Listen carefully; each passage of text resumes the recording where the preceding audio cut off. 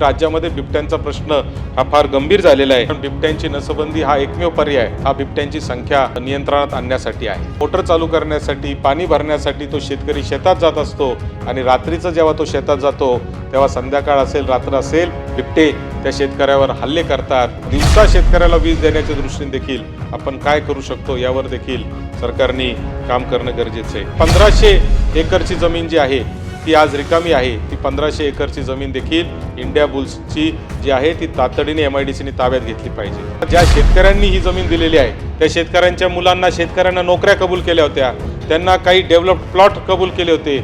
आज त्याला 20 वर्ष होत आलेले आहेत, परंतु अद्यापही ते कुठेही पुढे गेलं नाही. आजही आमचा शेतकरी जो आहे तो उत्पादन खर्च कमी करण्याकडे लक्ष देतोय, परंतु त्याच्यापेक्षा सगळ्यात जास्त त्याच्या दृष्टीने महत्त्वाची गोष्ट ही हमी भावाची आहे. म्हणजे अमेरिकेच्या कराराचा आपल्या शेतकऱ्यांवर इतका मोठा परिणाम होऊ शकतो, हे करार होण्यापूर्वी कोणाच्याही लक्षात येऊ नये हे देखील आपल्या सगळ्यांसाठी एक शोकांतिका आहे.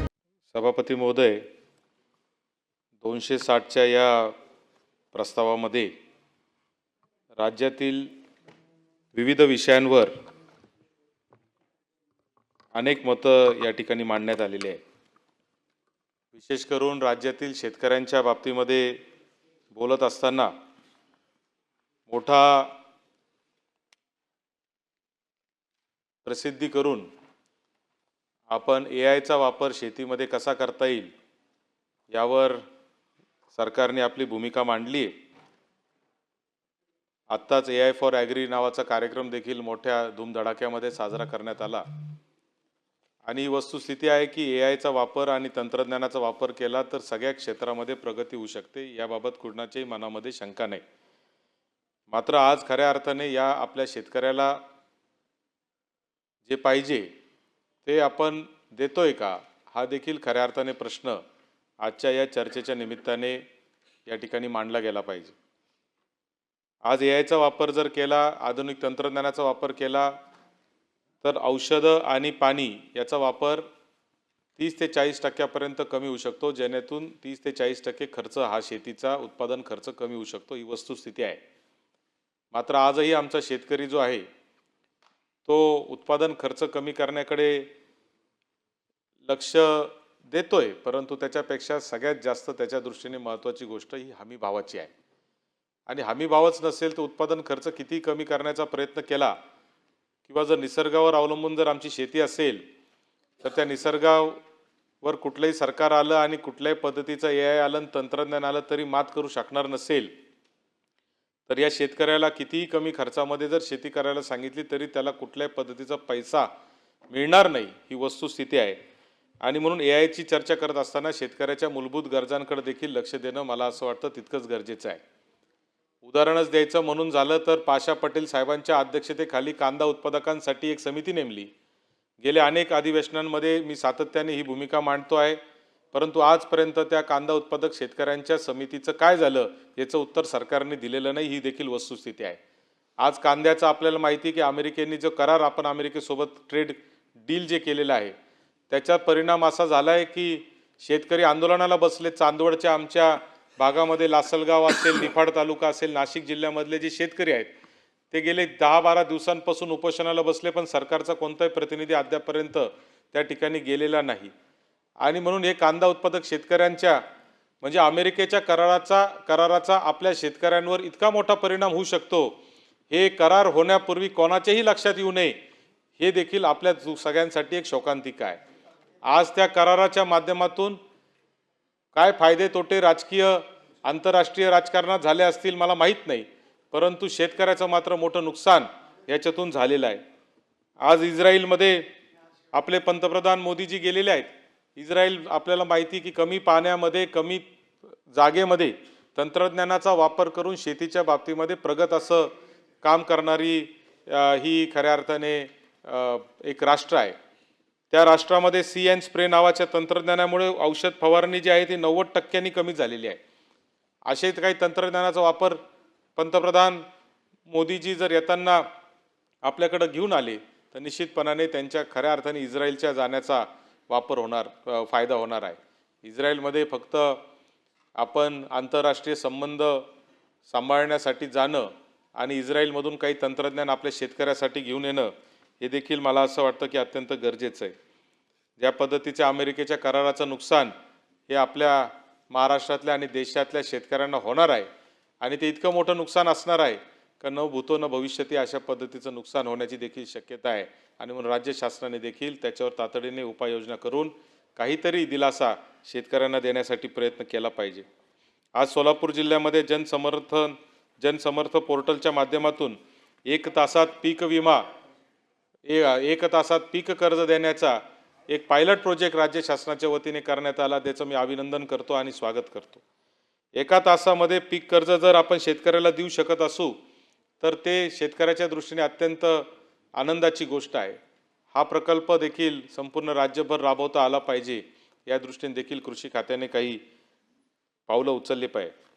सभापती महोदय, मी स्वतः महात्मा फुले कृषी विद्यापीठाच्या व्यवस्थापकीय मंडळाचा सदस्य आहे, मॅनेजमेंट काउन्सिलचा सदस्य आहे.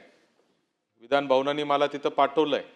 गेले वर्षभर मी तिथं आता काम करतो आहे आणि काम केल्यानंतर मला अत्यंत खेदाने सांगितलं पाहिजे की आपल्या राज्यातलं सगळ्यात उत्तम असलेलं महात्मा फुले कृषी विद्यापीठ हे देशामधल्या पहिल्या 40 विद्यापीठात सुद्धा येत नाही.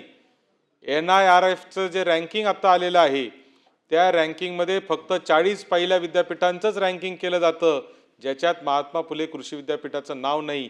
ही आपल्या सगळ्यांच्या दृष्टीने एक शोकांतिका आहे आणि दुर्दैवाने राज्य शासनाचं याच्याकडे अजिबात लक्ष नाही. मी मागच्या 1-2 वर्षापासून पाहतोय, किंबहुना त्याच्या आधीच्या काळापासून पण पाहतोय की कृषी विद्यापीठांमध्ये प्राध्यापकांची भरती नाही. कृषी विद्यापीठांमध्ये जे आज प्रयोग होत आहेत ते बांधापर्यंत जात नाही. ते बांधापर्यंत जाऊन घेण्यासाठी कोणते विद्यापीठं कुठल्याही पद्धतीचा प्रयत्न करताना दिसत नाही. आणि म्हणून हे सगळे जे मला असं वाटतं व्यवस्था निर्माण झालेली आहे याच्यात देखील सरकारने काहीतरी काम केलं पाहिजे, कृषी विद्यापीठाने काम केलं पाहिजे. आपण MCR सारखी एक संस्था यासाठी सगळी स्थापन केलेली आहे. त्याच्यात कॅबिनेट मंत्री जे आपले कृषी मंत्री आहेत ते अध्यक्ष आहेत. त्याच्या राज्यमंत्री त्याच्या उपाध्यक्षाला देखील आपण कॅबिनेटचा दर्जा दिलेला आहे. मात्र या संस्था करतायत काय हा खऱ्या अर्थाने आज या निमित्ताने प्रश्न विचारला गेला पाहिजे. कारण जर राज्यातल्या सगळ्या कृषी विद्यापीठांमध्ये सर्वोत्तम असलेलं महात्मा फुले कृषी विद्यापीठ हे जर देशातल्या कृषी विद्यापीठांमध्ये पहिल्या 40 मध्ये पण येत नसेल तर ही आपल्या सगळ्यांसाठी एक शोकांतिका आहे. सभापती महोदय, याचबरोबर मला खरं तर सरकारचं अभिनंदन यासाठी केलं पाहिजे की हे सगळं होत असताना कृषीवर आधारित असलेले फूड प्रोसेसिंगवर आधारित असलेले उद्योगांना चालना देण्याचं काम हे मोठ्या प्रमाणावर सरकार, केंद्र सरकार असेल राज्य सरकारच्या माध्यमातून चाललेलं आहे आणि त्या माध्यमातून शेतकऱ्यांच्या भावाला, शेतकऱ्यांच्या मालाला कुठंतरी एक दिशा देण्याचं काम चाललेलं आहे. इथं मंत्री महोदय आपण बसलेले आहात. आपल्या जिल्ह्यामध्ये केळीचं उत्पादन प्रचंड मोठ्या प्रमाणावर आहे, परंतु आजही आपला शेतकरी जो आहे तो केळीपासून उद्योग, आपण प्रत्येक बजेटमध्ये पाहतो की जळगाव जिल्ह्यामध्ये क्लस्टर जाहीर होतं. मग त्या क्लस्टरचं प्रत्यक्षात कुठं काय रूपांतर होतं हा खऱ्या अर्थाने प्रश्न आहे. नांदेडमध्ये आपण हळदीचं केंद्र केलंय, परंतु आजही त्या हळदीच्या केंद्रामधून उत्पादन होताना आजही आम्ही पाहत नाही. सभागृहामध्ये आता हेमंत पाटील साहेब आहेत. हेमंत पाटील साहेब त्या हळदीचे अध्यक्ष आहेत, परंतु आजही ते देखील स्वतः खाजगीमध्ये सांगतात की निधीच्या बाबतीमध्ये सरकार कुठंतरी कमी पडतंय आणि म्हणून ते होऊ शकत नाहीये. आज आपण नांदेडमध्ये जे आहे ते संत्र्याच्या उत्पादनाचे फूड प्रोसेसिंग युनिट चालू केलेले आहेत. धोरणं खूप चांगले आहेत, परंतु त्याची प्रत्यक्षात अंमलबजावणी होणं देखील मला असं वाटतं अत्यंत गरजेचं आहे. सभापती महोदय, या निमित्ताने मी या उद्योगधंद्यांच्याच बाबतीमध्ये एक महत्त्वाचा प्रश्न असलेल्या नाशिक जिल्ह्यातल्या सिन्नर तालुक्यातील इंडिया बुल्सच्या प्रश्नाकडे देखील आपलं सभागृहाचं लक्ष वेधू इच्छितो. एका बाजूला डावोसमध्ये जाऊन लाखो कोटी रुपयाचे MOU होत आहेत, नवनवीन उद्योग राज्यामध्ये येत आहेत, नवनवीन व्यावसायिक याच्यामध्ये गुंतवणूक करतायत.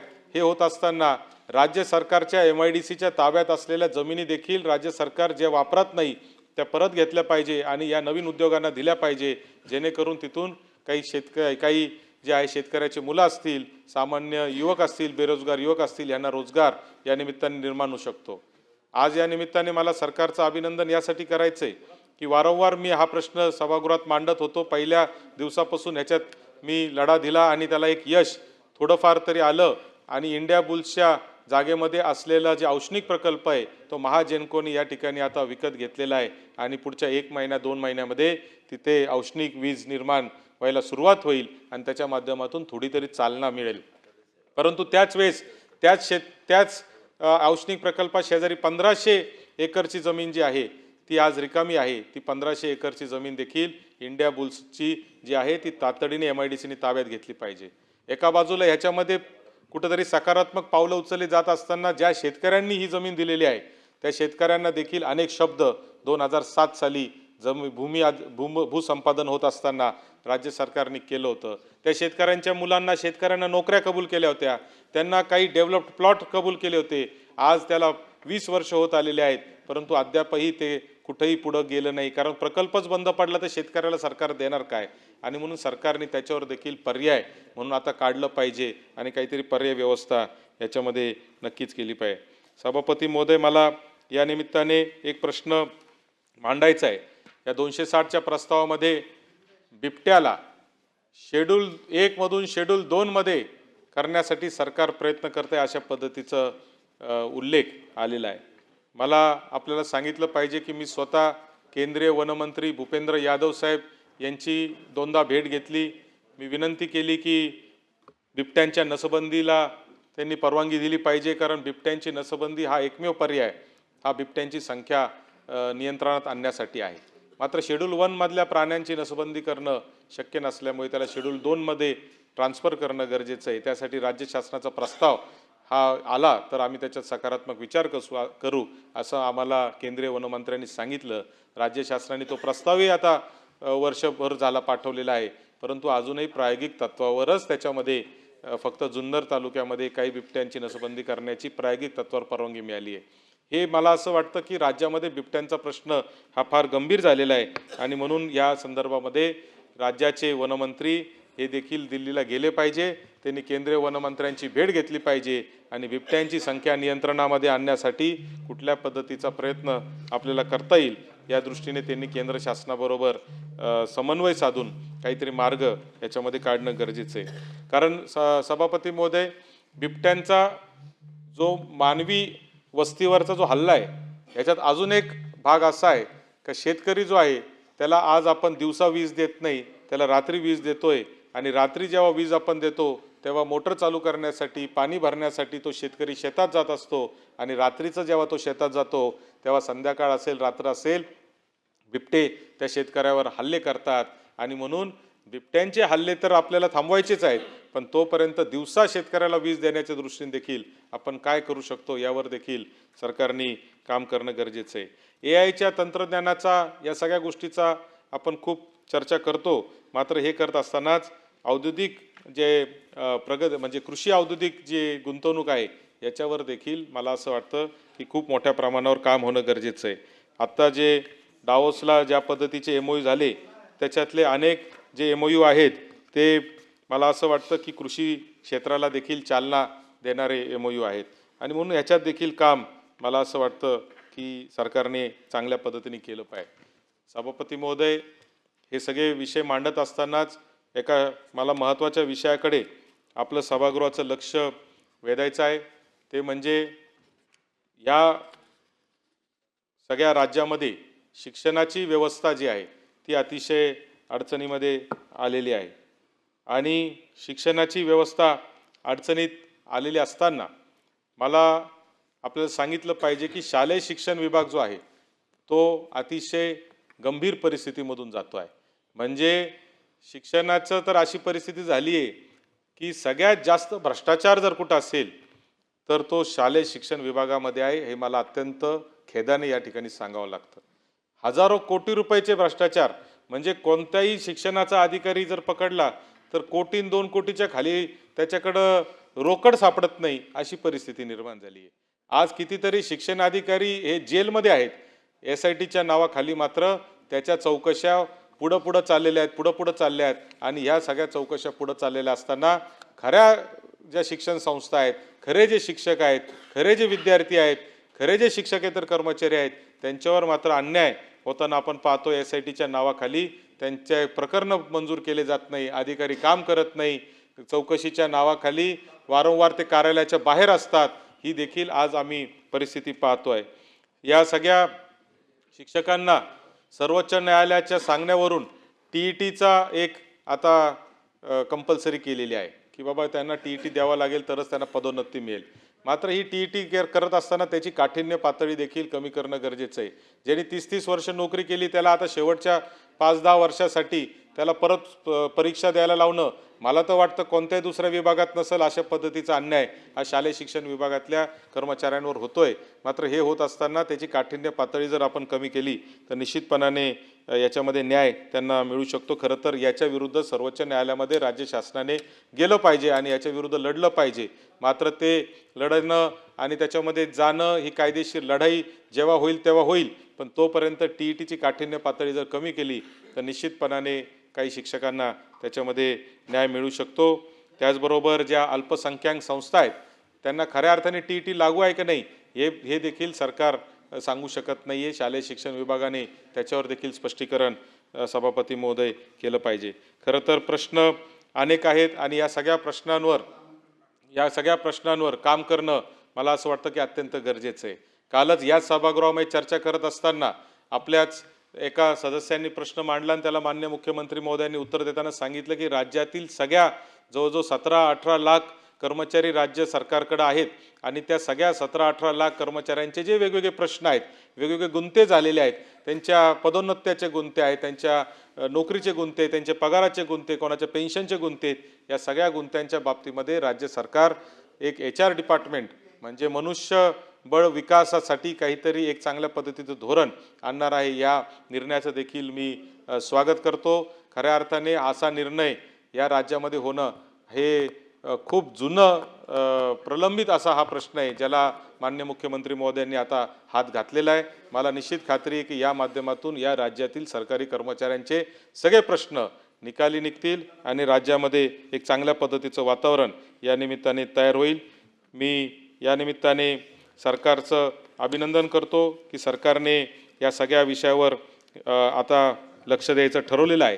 हे करत असताना सरकारी कर्मचाऱ्यांचे जे मेडिकल बिल आहेत ते देखील कॅशलेस होण्याच्या दृष्टीने सरकारने सकारात्मक पाऊल उचलावं अशी देखील विनंती या निमित्ताने मी सरकारला करतो आणि माझे भाषण थांबवतो. धन्यवाद.